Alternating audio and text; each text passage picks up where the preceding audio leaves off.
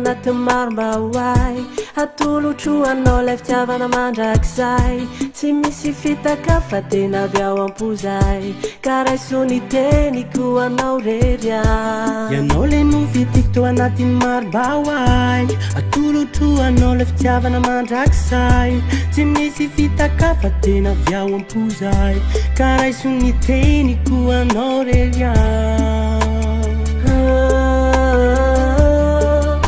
asambarana no iainantsika ety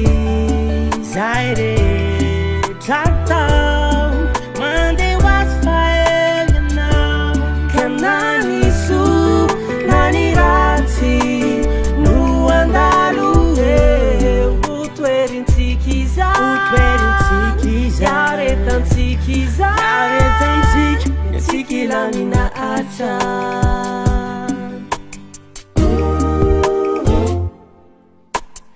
naiza misy anao de zao tsy nalavitra aniany toetra nilanao anafanilay fitiavana mamitsika mba tizaro iray ampiain'ilay fohy tempo tsisy aia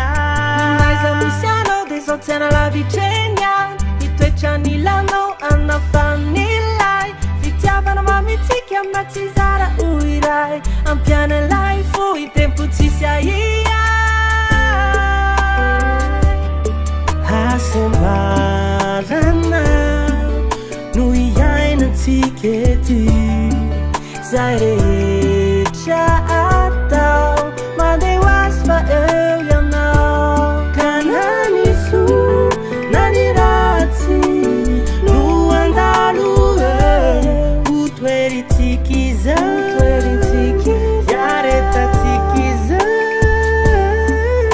ny fiarantsika atao